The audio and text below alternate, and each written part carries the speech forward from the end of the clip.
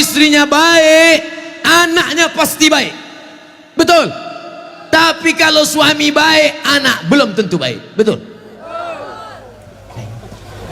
Kita ulang sekali lagi, bisa? Kalau istri baik, anak pasti baik.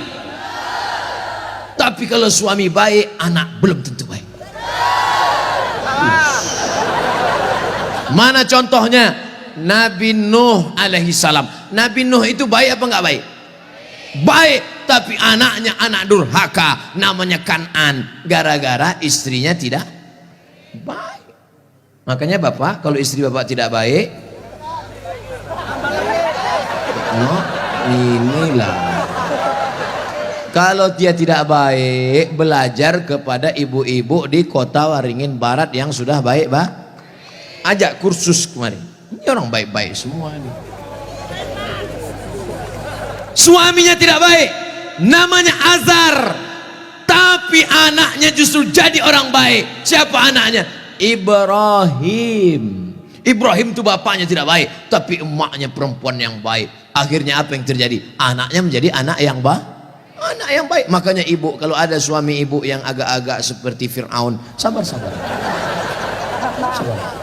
Pulang dari sini, bang, insya Allah aku tetap sabar bersamamu, bang.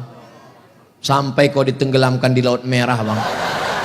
Karena kata Ustaz Somad tadi, insya Allah anakku akan menjadi baik. Suami ibu boleh jadi tak baik, boleh jadi dia perampok, boleh jadi pecandu narkoba, boleh jadi dia sakau, tapi ibu masih ada satu harapan. Anak yang ibu kandung, anak yang ibu didik, anak yang ibu berikan akhlakul karimah, dialah yang akan menjadi pelindung penaung. Di tengah malam dia akan berdoa, Rabbighfirli wali walidayya warhamhuma kama rabbayani shaghira. Maka ibu jangan berputus asa. Kadang banyak ibu-ibu ini putus asa, pulang ke rumah suami selingkuh, mabuk, langsung pergi ke kamar mandi, minum teh botol. Minum teh botol, minum super pel, nggak mati. Seminggu setiap ngomong bubuih.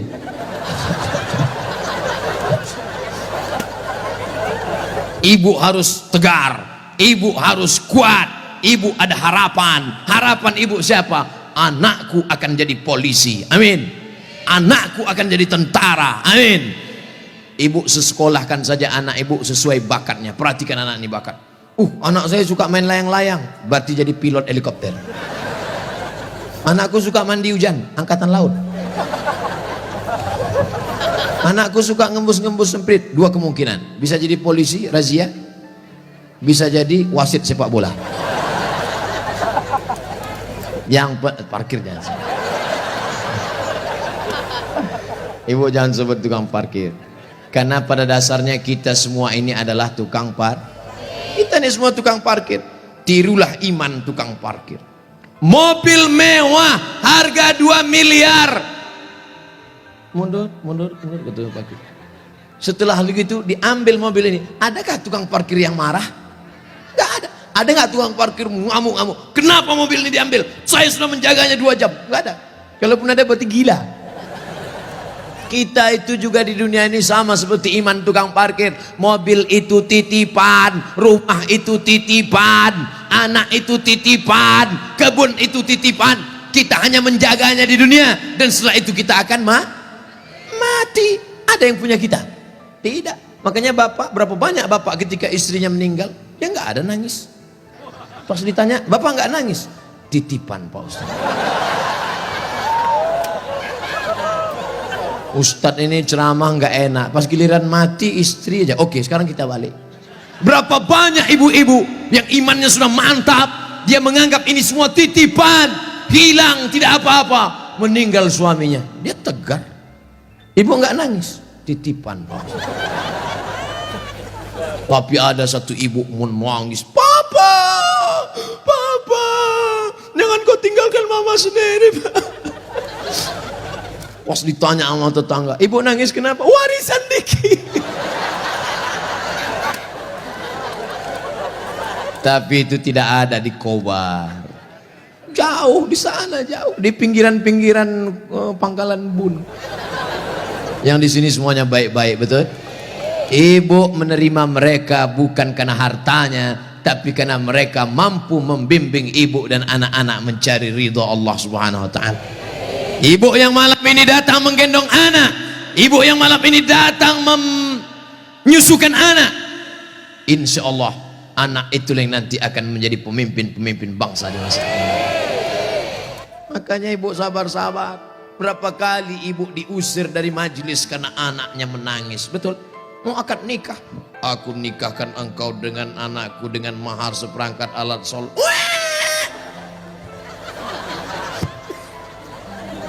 Berapa kali di majelis kematian ibu diusir, betul? Ada orang kaya meninggal, datang anaknya, mantunya, cucunya pakai baju hitam semua. Nama kelompoknya Men in Black. Sudah siap-siap mau menangis bersandiwara. 1, 2, 3. Rupanya anak ibu lebih kuat lagi nangisnya. Akhirnya tuan rumah marah, pergi pulang bawa anak.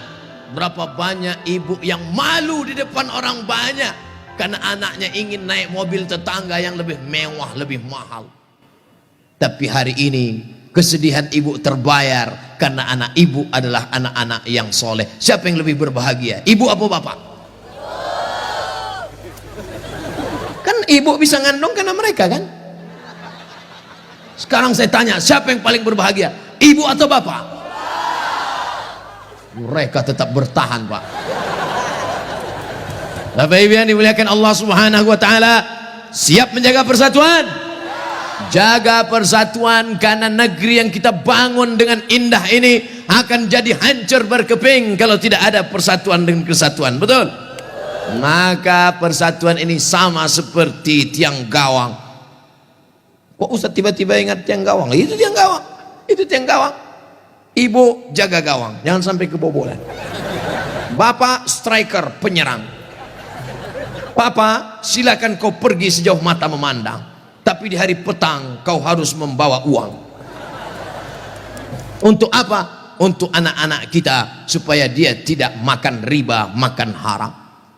Striker tidak pernah diejek oleh kiper. Kiper tidak pernah marah-marah. Apa kata kiper? Hei striker, kok enak aja di sana, tolong gantian kau jaga sini. Tidak ada, karena mereka sudah siap bagi-bagi bagi tugas. Ceramah di tanah lapang, Ustadz Somad. Ceramah di stadion, Ustadz Somad. Ceramah di TV, Ustadz Somad. Ceramah di YouTube, Ustadz Somad. Tapi yang ngajar di pesantren, yang ngajar di ma'had, yang ngajar di sekolah, para habaib dan ulama, kami udah bagi-bagi tugas. Makanya Habib ulama nggak pernah ngejek. Apa itu Somad itu? Ceramahnya di lapangan aja. Apa itu Abdul Somad itu? Ceramahi ibu-ibu aja. Ustadz gatal. Kan kita udah bagi-bagi tadi. Makanya nonton jangan sepotong-sepotong. Kesana 45 menit, kesini 45 menit, belum, sebentar lagi habis. Masya Allah, tabarakallah, masih lama rupanya. Saudara yang dimuliakan Allah Subhanahu wa taala, di tempat laki-laki Abdul Somad bicara 3, bersama jaga persatuan kesatuan.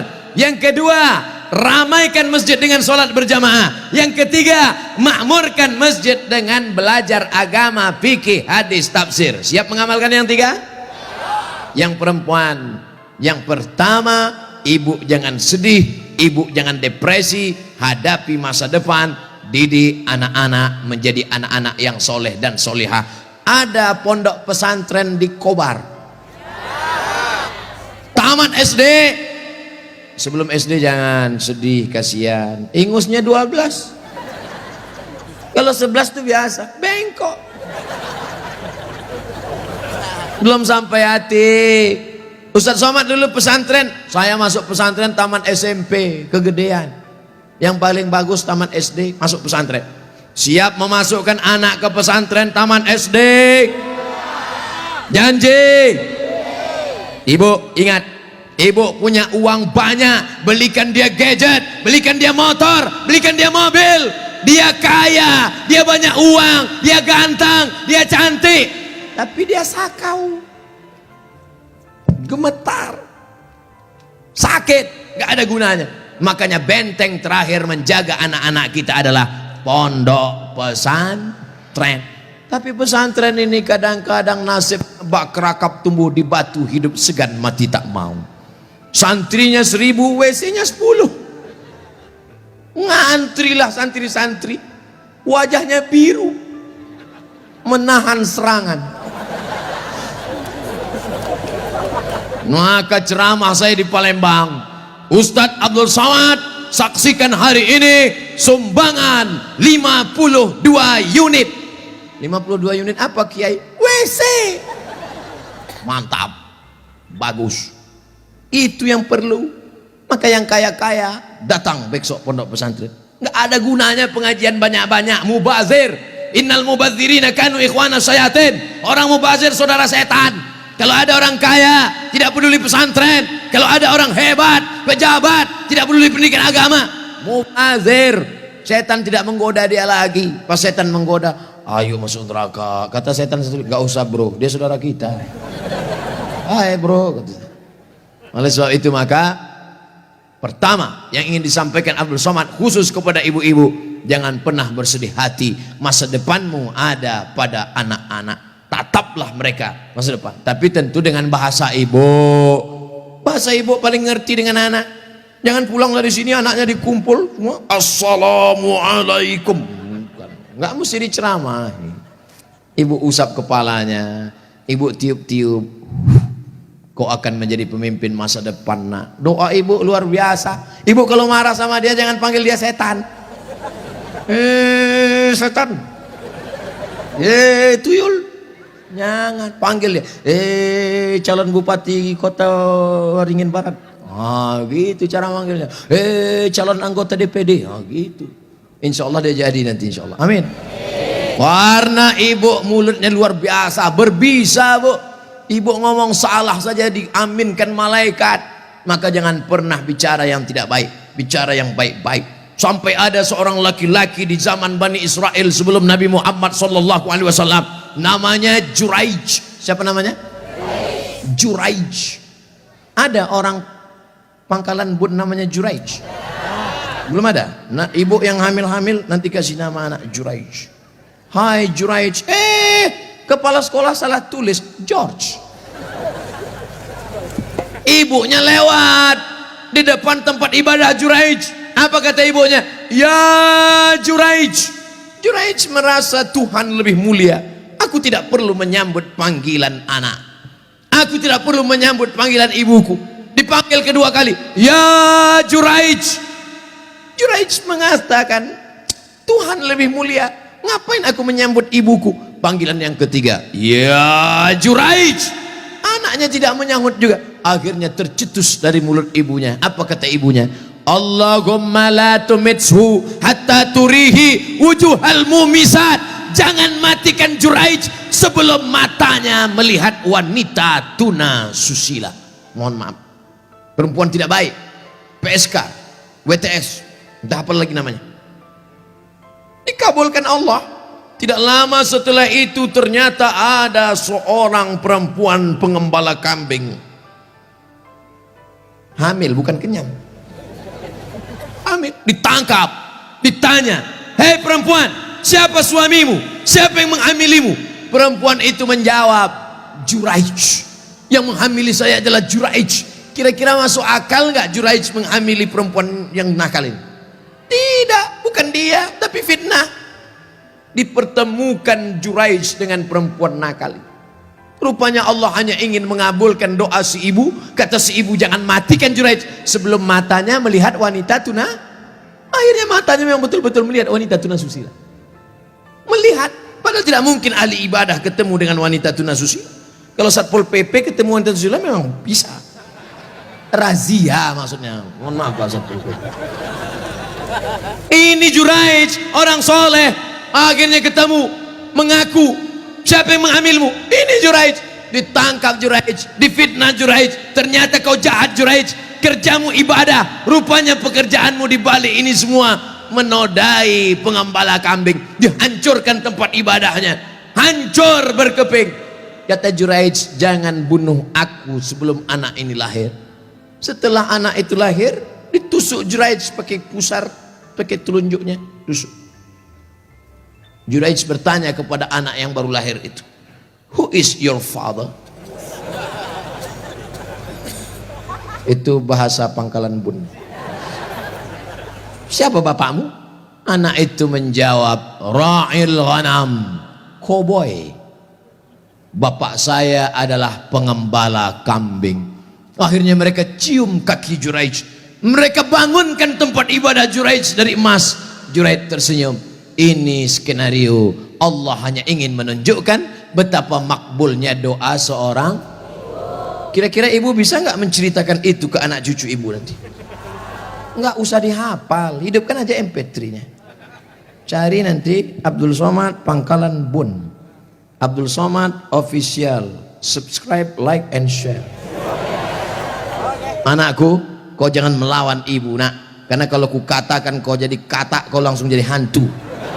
Nih ceramah Ustadz Somad tadi malam, dengar baik-baik. Gimana? Iya mah. Itu, insya Allah ibu anaknya semua baik-baik ya.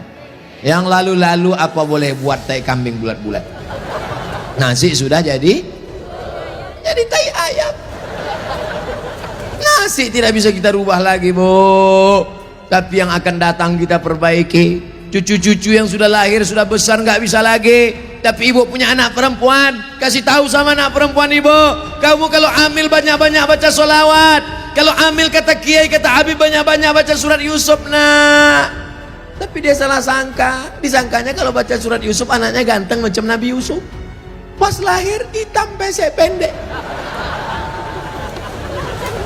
Wah kiai, Habib, kenapa anak saya begini? Kiai sama Habib nggak marah, mereka nggak pernah marah. Kenapa anak saya begini? Saya susah baca surat Yusuf. Kenapa anak saya nggak ganteng seperti Nabi Yusuf? Sama suami ente mana? Ini suami saya. Sama kan?